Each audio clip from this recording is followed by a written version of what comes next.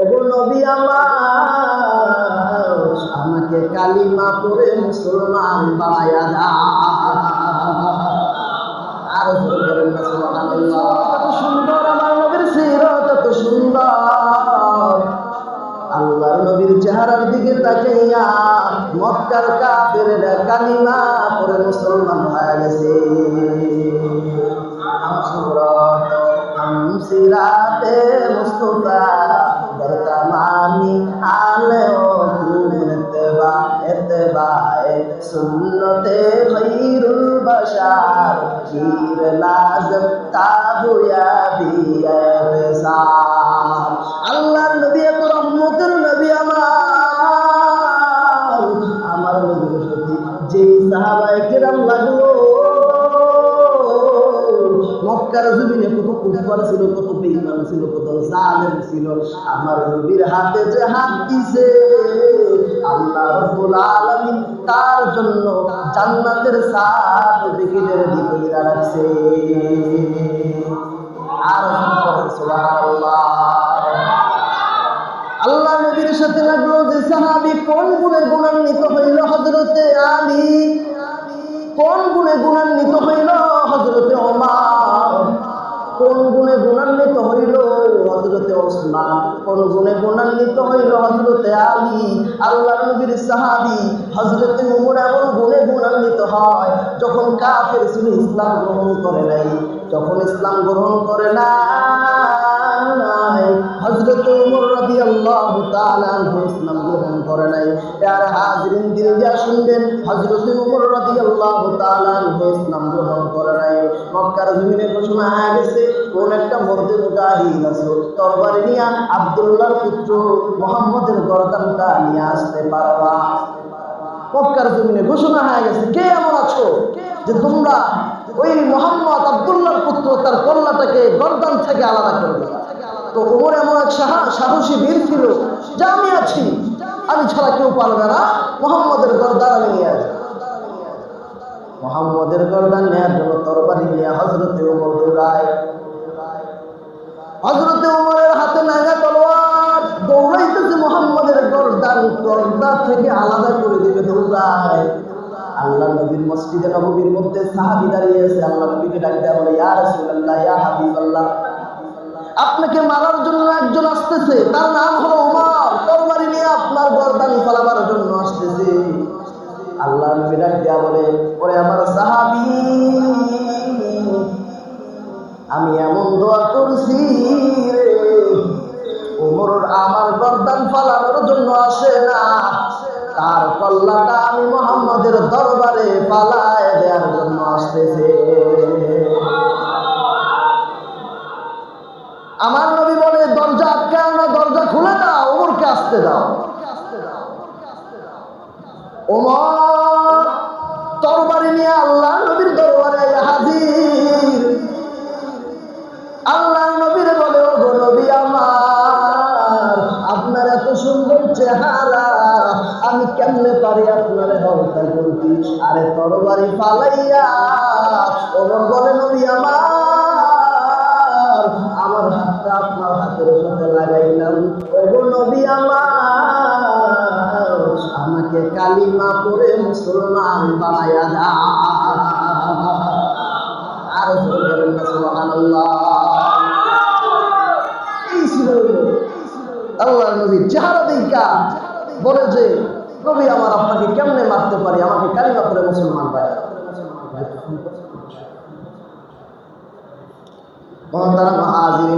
হযরত ওমর ছিল এমন এক সাহাবী, আল্লাহ নবীর হাত দিয়া মুসলমান, হাতে হাত দিয়া মুসলমান হয়ে গেল। এখন যখন হযরতে ওমরের দিকে তাকাইবা, এখন আর কাফের লাগে না, দেখলে মনে হয় একজন সাচ্চা মুসলমান। हम मुसलमान है मगर हमें मुसलमानी नहीं, हम ईमान है अगर हमें ईमानी नहीं। हजरत उमर রাদিয়াল্লাহু তাআলা যেই তরবারি পালাইছে, ওই তরবারি আবার হাতের মধ্যে উঠাইল, আর মক্কার কাফেরদের উল্লেখ করে বলে, ওরে মক্কার কাফেররা কই, তোমরা কালকে ইসলামের বিরুদ্ধে তরবারি ছিল আমার, গতকাল আমার তরবারি ইসলামের বিরুদ্ধে ছিল, আজকে আর ইসলামের বিরুদ্ধে না, আমার তরবারি ইসলামের পক্ষে। ইসলামের বিরুদ্ধে যদি কেউ আঙুল উঠাও, কেউ কথা বলো, তার কল্লাটা গর্দান থেকে আমি ওমর আলাদা করে দিব। এই ছিল মহতারাম হাজিরিন, সময় স্বল্প। হযরতে ওমরের জীবন এমন, আল্লাহর কাছে এমন প্রিয় ছিল রে, হযরত ওমরকে আমার আল্লাহ এমন পছন্দ করলেন, হযরত ওমরকে সহ আল্লাহ রাব্বুল আলামিন আশারায়ে মুবাশশারা 10 জন সাহাবীকে দুনিয়ার জমিনে থাকতেই জান্নাতের সার্টিফিকেট দান করেছে।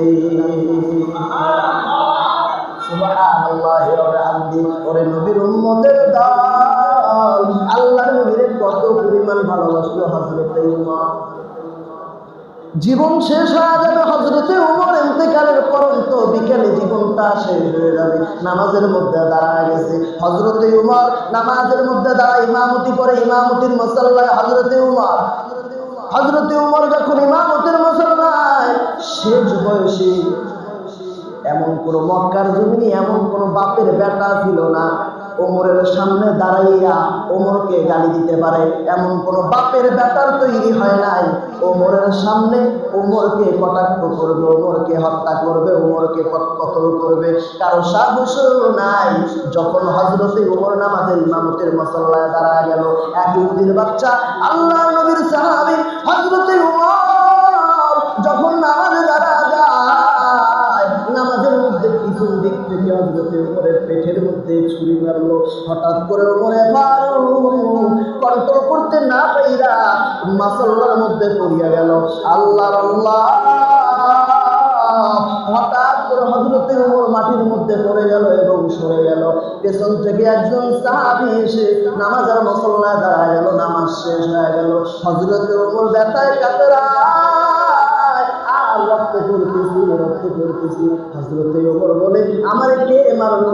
আমারে একটু জানো না, আমার গায়ে কে ছুরি মারলো? কোন মুনাফিক না মুসলমান নাকি ইহুদি? যদি কোনো ইহুদি হয়, আল্লাহ আমার চাওয়া পূরণ করেছে, আমাকে শাহাদাতের তামান্না দান করেছে। ওরে নবীর উম্মত, হযরতে ওমর ব্যথায় কাতর হয়ে গেলে মরণের সময় মরে যাবে, আব্দুল্লাহকে ডাক দিয়া বলে, ওমরের পুত্র আব্দুল্লাহরে ডাক দিয়া কয়, ও আমার পুত্র আব্দুল্লাহ, আর দেরি করিস না রে। আল্লাহর নবীর পাশে আল্লাহর নবী তো ইন্তেকাল করেছেন, নবী ঘুমায়, নবীর পাশে আবু বকর ঘুমায়। আমি ওমরের বড় চাওয়া রে, আমি ওমর চাই আল্লাহর নবীর পাশে যদি আবু বকর ঘুমাইতে পারে, একটা জায়গা ফাঁকা আছে, ওই জায়গার মধ্যে আমি ওমর ঘুমাইতে চাই, তুমি যাও না, দৌড় দিয়া যাও।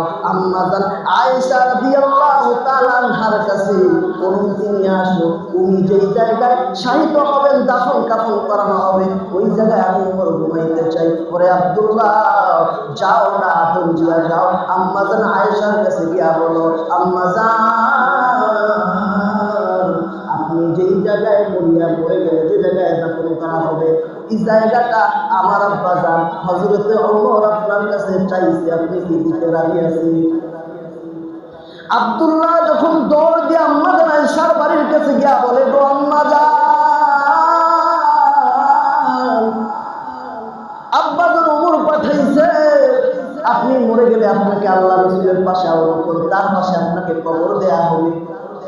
আল্লাহর নবী যে জায়গায় যায় ওমর সেখানে যায়, আল্লাহর নবী যেখানে ওমর জানে ওমর জানে, ওমর যেখানে আল্লাহর নবী যেখানে ওমর সেখানে।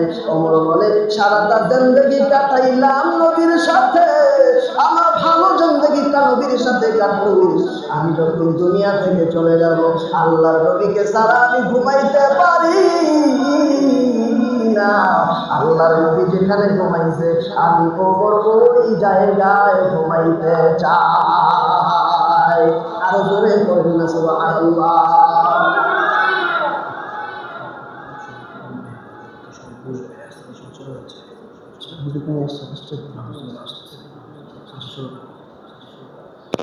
শেষ পর্যন্ত থাকবেন তো ইনশাআল্লাহ? আর অল্প সময় আমাদের একজন হুজুর আছে, উনি আসা শুধু দোয়াটা করবে, আপনারা থাকবেন তো ইনশাআল্লাহ। আল্লাহ নবীর জিকিরত শুনতে ভালো লাগে না? আল্লাহ নবীর সাহাবী ওমরদের কত পরিমাণ ইমান ছিল, তারা কত নামাজ পড়তো, রোজা রাখতো, আলোচনা শুনতো। আমাদের অল্প সময় আপনাদের থেকে নিচ্ছি, মানুষ অল্প আছে। আমার কথা হলো, লোক বেশির দরকার নেই, অল্প মানুষ আছে, দিনের কিছু বুঝ শিখবে, জানবে, এটাই আমাদের কাজ। এই যে যুবকরা কষ্ট করতেছে, ওই কয়েকদিন ধরে কষ্ট করতেছে আমাদের প্রোগ্রামটা যেন সফল হয়। আমরা চাইনি মসজিদ ভর্তি লোক হোক, আমার কথা ছিল একজন হোক, তাকে আমি কোরআন হাদিস থেকে আল্লাহ নবীর সিরত জানাই, আল্লাহ নবীর সুরত কেমন ছিল আমি জানা দিই, তাতে করে সে সঠিক বুঝটা বুঝে দিনের পথে আসে। এখানে যদি লক্ষ লক্ষ মানুষ হয়, একজনও যদি আমল না করে, আমার এত বড় মাহফিল দিয়ে কিচ্ছু হবে না। আর যদি একজন মানুষ থাকে, সে যদি একটা কথা শুনে আমল করে, আমার মনে হয় একটা মানুষের ওসিলায় আল্লাহ পুরো গ্রামবাসীটাকেও মাফ করে দিয়েছে। ওমরের ঘটনা শুনতে রাজি আছেন তো ইনশাআল্লাহ? আর একটু সময় নিব। ওমর রাদিয়াল্লাহু তাআলা শেষ তখন আমাদের আয়েশার কাছে আব্দুল্লাহ, ওমরের পুত্র আব্দুল্লাহ। আল্লাহর নবী যেখানে আছে, আপনারা যারা হাজী সাহেব আছে, যারা হজে গেছিলেন, তারা বুঝতে পারবেন, জানবেন যে আল্লাহর নবী যেখানে আছেন তার ডান পাশে হযরতে আবু বকর, তার পাশে হলো হযরতে ওমর। তো হযরতে ওমর যে জায়গায় আছেন, ওই জায়গায় আমাদের আয়েশাকে কবর দেওয়ার কথা ছিল, কিন্তু ওমর রাদিয়াল্লাহু তাআলা আমাদের আয়েশার কাছে অনুমতি দিতে চাইলেন যে না, আল্লাহ নবীর সাথে আমি সারা জীবন ছিলাম, আমি থাকতে চাই ওই জায়গাটায়, আমি আল্লাহ নবীর সাথে ঘুমাইতে চাই, আমাকে কি আল্লাহ নবীর স্ত্রী আফিয়া আয়েশা কি অনুমতি দিবে? এজন্য আব্দুল্লাহকে পাঠিয়েছে। আব্দুল্লাহ যা বলে, ওগো আম্মা জান, আপনার যে জায়গাটা নির্ধারণ করা আছে রে, ওই জায়গাটায় আমার বাবা ওমর ঘুমাইতে চায়, আপনি কি অনুমতি দিবেন? আম্মা জান চোখের পানি ফালা বলে, ওরে ওমরের পুত্র আব্দুল্লাহ, আমার সারাটা জীবন আমি মুহাম্মদের সাথে থাকতে পারি নাই। মুহাম্মদ ছিল আমার কলিজার টুকরা, আমি বিবি আয়েশার এত প্রাণের স্বামী মুহাম্মদ আরবি সাল্লাল্লাহু আলাইহি ওয়াসাল্লাম। সারাটা জিন্দেগি তো আমি পাইলাম না, আমার বড় আশা ছিল মুহাম্মদ আরবির সাথে পাশে একটু ঘুমাইব, তাও মনে হয় হলো না। যাও রে, অনুমতি দিয়া দিলাম, ওমরকে আমি ঘুমানোর অনুমতি দিয়া দিলাম, সেখানে কবর দিয়া দিও। হযরত ওমরকে দিয়া বলে, ওগো আব্বাজান ওমর, আম্মাজান আয়েশা তো অনুমতি দিয়া দিছে। ওমর ডাক দিয়া বলে, এই অনুমতি হবে না রে পুত্র আব্দুল্লাহ, কারণ আমি মক্কার শাসক। হয়তো আম্মাজান আমার দাম্ভির্যের গর্বে আমি যে এখন শাসক, এই শাসকের ভয়ে মনে হয় অনুমতি দিয়া দিছে। তুমি আমি যখন মরে যাব রে, যখন আমি দুনিয়ায় থাকবো না, তুমি গিয়া আম্মাজানের সাথে আবার অনুমতি দিবা। আবার যদি অনুমতি দেয়, তাহলে আমি ওমরকে আল্লাহ রাসূলের পাশে কবর দিবা। দেখতে দেখতে হযরতে ওমর ইহুদির আঘাতে ব্যথা পাইতে পাইতে কাতরাইতে কাতরাইতে কষ্ট করতে করতে শাহাদাত বরণ করলেন। আমার নবীর আশিকেরা ভালো করে শুনো, আমার আব্দুল্লাহ নিজের বাবার লাশটাকে কাঁধের মধ্যে নিয়ে কয়েকজন মিলে আম্মাজান আয়েশার দরজায় গিয়া বলে, ওগো আম্মাজান, আব্বা তো আবার অনুমতি দিতে বলছি। আরে আব্দুল্লাহ দিদি আয়েশা ডাক দিয়া বলি, এরে আব্দুল্লাহ, বারবার কেন আসো, কেন আমার কান্না করাও, বারবার এসে আমার কেন কান্না করাইতেছো? আমার বড় চাওয়া ছিল আল্লাহর নবীর পাশে ঘুমাইতাম, মনে হয় আল্লাহ আমারে কবুল করে নাই। ওই পাশে ঘুমানোর জন্য আল্লাহ ওমররে কবুল করেছে, এই জন্য আমি আয়েশা আর বাড়াবাড়ি করলাম না। তোমার বাবা ওমররে আমি দ্বিতীয়বারের মতো অনুমতি দিয়া দিলাম। ওমরকে অনুমতি দিয়া দিলাম। এই ছিল শাসক। তারা শাসন কর্তা ছিলেন, সরকার ছিলেন। তখন বলেছিল যে আমি শাসক থাকার অবস্থায়, এই জন্য মনে আম্মাজান আয়েশার বুকে একটু ভয় কি করে ফেলি, এজন্য আমি মরে গেলে, আমি যখন থাকবো না, আমার দাপট থাকবে না, আমার ক্ষমতা থাকবে না, আমার সরকারিত্ব থাকবে না, তখন তুমি গিয়া আবার আম্মাজানের কাছে অনুমতি। এরাই ছিল সাহাবা হাজির। আমাদের যুগে আজকে কি চলতেছে, কি শাসন চলতেছে, আর আমাদের সুরত কেমন, সিরত কেমন। এই ওমর এত দামি হইল কিভাবে? আল্লাহর নবীর সাথে 63টা বছর আল্লাহ নবী কাঁদলেন, 63টা চেন্দেগিতে আল্লাহ নবী ভালো খাইলেন না, ভালো করলেন না, আল্লাহ নবী শুধু উম্মতি উম্মতি উম্মতি করে কাঁদলেন। আল্লাহ নবী রিওয়ায়াতে পাওয়া যায়, এখনো যদি কেউ যারা আল্লাহ ওয়ালা রাসূলের রওজার পাশে যায় তো তারা শুনতে পায় আল্লাহ নবী বলতেছে ইয়া উম্মতি ইয়া উম্মতি।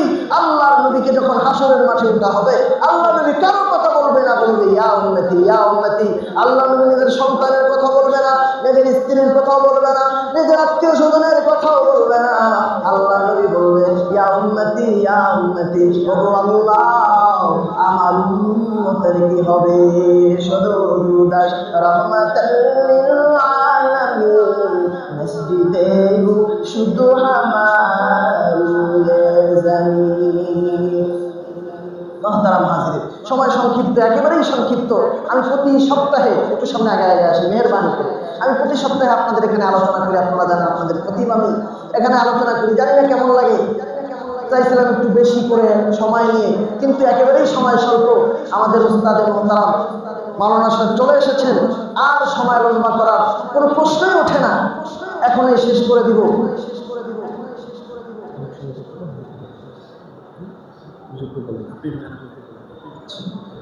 কেউ উঠবেন না, মেহেরবানি করে হুজুর আসছে দোয়া করে দেবে। আপনাদের প্রতি সপ্তাহে আমি আলোচনা করি, আর কিছুই বলবো না ইনশাল্লাহ। আগামী সপ্তাহে তো আসবো, আবার আলোচনা করবো, আপনারা থাকবেন ইনশাআল্লাহ।